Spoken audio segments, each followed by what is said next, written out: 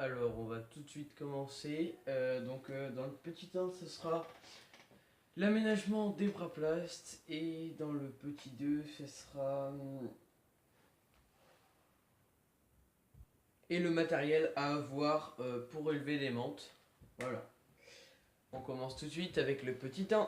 Alors, le petit 1, ça va être l'aménagement des bras plastes. Ou des autres boîtes. Alors, à bras plastes, rien. Moi, pour la part, je vais faire l'aménagement des bras plastes. Je vais plutôt vous expliquer. Alors, j'ouvre. Il y a le mal. Là, il y a le maillot du lavage jusque-là, qui est juste ici. Je sais pas si. Voilà. Alors, au niveau de l'aménagement des bras plastes. Dans le fond, j'ai mis de la tourbe. Donc de la tourbe blonde qui va se trouver en magasin. Voilà, de la tourbe blonde. Donc c'est très bien car ça maintient l'humidité. Bon, moi, j'arrive pas à faire maintenir les plantes, donc ça pour moi, c'est ma part. J'arrive pas à faire maintenir les plantes, mais c'est très bien car ça maintient l'humidité dans la terre. Et si vous pouvez même en mettre plus, c'est mieux. Ensuite, vous allez aller chercher des branches. Donc moi, je l'ai trouvé en forêt. Il faut éviter au bord des routes car elles peuvent être dangereuses, elles peuvent dégager de la pollution, donc plutôt aller chercher dans les forêts, etc. Donc des branches, vous les coupez, bon moi je les ai passées dans la baignoire à l'eau chaude, vous pouvez aussi directement les mettre, mais vous vérifiez bien qu'il n'y a pas de choses dangereuses. Voilà, et vous mettez directement dans le bras plast. Et ça pareil, je suis allé chercher en forêt, ça j'ai carrément pas... j'ai juste mis dans l'eau chaude, et voilà, des feuilles... et ça rend très bien, c'est celle de m'anticipation. Mais moi j'y suis déjà allé, j'en ai cherché aussi des feuilles comme ça. Et pareil à aller chercher en forêt. Et tout va bien quand vous les trempez dans l'eau chaude. Enfin moi c'est ce que je fais, même sans les tremper dans l'eau chaude, tout va bien. Et après vous pouvez même rajouter une plante vivante. Bon moi je sais pas pourquoi j'arrive jamais à faire vivre les plantes vivantes, elles meurent à chaque fois. Bon, voilà, donc ça vous donne un beau bras plast et une belle décoration. Sinon vous avez un terrarium, bon, forcément c'est encore plus beau.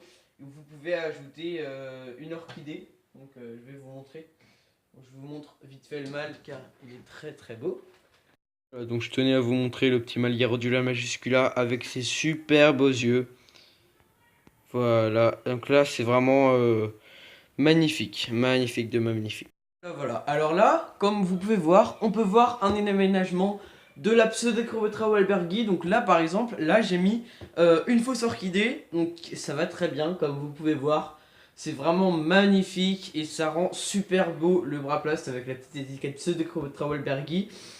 Et franchement, voilà, c'est super beau. Et même, vous pouvez voir l'étagère, franchement, ça rend super bien. Une belle petite étagère que je vais vous montrer de suite.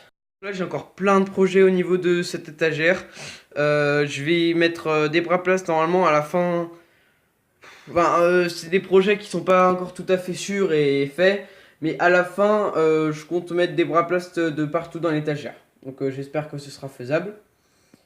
Et ça rendra vraiment super. Mais là, comme vous pouvez voir, même dans la généralité, ça rend vraiment un truc super beau. On passe au petit 2. Donc le petit 2, ça va être l'aménagement. Non, pardon, ça va être ce que vous avez besoin pour un élevage de menthe. Alors c'est simple. Pour un élevage de menthe, si vous voulez pas dépenser trop de sous, vous allez trouver des bras plastes, donc que vous allez avoir dispo par exemple sur Terrario Center, qui vont coûter 1 euro. Ou sinon avoir tout fait, vous pouvez aussi en acheter en bourse à Anticipation par exemple. Donc voilà, un petit budget pour des trucs qui sont parfaits pour les menthes. Les bras plastes vraiment à conseiller. En plus, c'est pas si moche que ça, franchement. Avec de la végétation, ça, comme je vous ai montré, l'étagère, ça rend vraiment assez bien. Bon, après, forcément, si vous avez un plus gros budget, vous pouvez prendre un grand terrarium comme ça, divisé en 6 compartiments. Bon, ça fait un peu plus de travail, on va dire que c'est plus pour ceux qui arrivent à faire un peu de travaux, enfin bref. Et sinon, vous pouvez acheter des terrariums comme ça qui vont coûter vers les alentours de 50 euros. Par contre, ça, c'est plus conseillé pour les faces quand même. Là, vous allez mettre une menthe ou alors là-dedans, vous pouvez élever en élevage groupé. Ça va vraiment super bien. élevage groupé ou une menthe seule, mais là ça fait quand même assez grand pour une menthe seule. Pareil, ça fait un peu grand, mais ça rentre très bien et je trouve ça vraiment super avec les éclairages comme ça.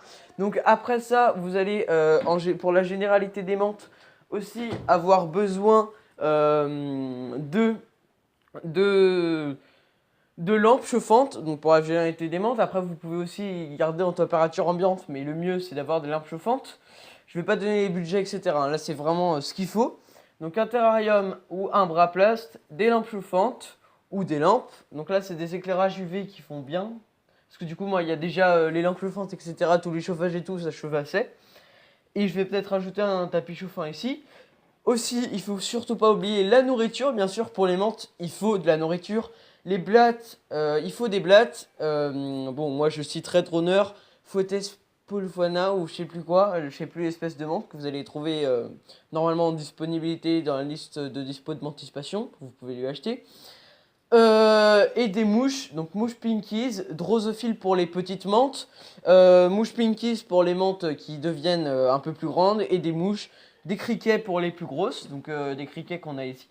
Donc là, voilà, bon aussi vous pouvez leur faire un petit terra, je veux dire pour leur donner à manger et pour faire un peu un élevage pour continuer à donner aux menthes. Et vous allez aussi avoir besoin normalement d'un humidificateur. Donc, pardon, le micro est tombé. Voilà, donc un truc pour humidifier.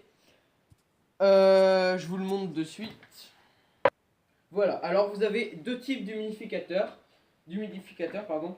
Donc vous avez déjà en premier celui-là. Donc lui qui va vous allez taper comme ça et ça va projeter de l'eau. Et vous avez celui-là donc qui contient plus d'eau, donc qui dure plus longtemps. Vous pompez, ça vous fait ça vous fait remonter l'eau. Vous appuyez comme ça, donc là ça humidifie. Et si vous voulez rester appuyé, je vais faire plutôt dans ce sens, pour mettre encore plus d'eau, vous faites comme ça, vous bloquez là, ici, et là ça vous fait automatiquement, et vous passez comme ça sur les menthes, dans leur terra. Donc vous avez deux types, ça coûte forcément un peu plus cher, mais les deux sont bien, les deux vont. Et voilà pour l'élevage de menthes. Si vous voulez faire de la décoration comme je vous ai montré en petit 1, bon, il va vous falloir un peu plus de budget. Franchement, au niveau des plantes, les vraies plantes, pour ma part, ça tient pas beaucoup. Donc moi, je vous conseillerais plus des fausses plantes, même si c'est pas très esthétique. Mais c'est sûr que par contre, les plantes comme ça, c'est plus esthétique. Et les vraies plantes, donc je vous conseille les deux. Mais si vous voulez ne pas avoir des moisissures, sûr et certain, que vous voulez vraiment ne jamais avoir de moisissures, de plantes qui meurent, je vous conseille quand même ça. Voilà, donc c'était la première vidéo de la semaine, j'espère qu'elle vous aura plu. Tous les mercredis, une nouvelle vidéo. Allez, salut!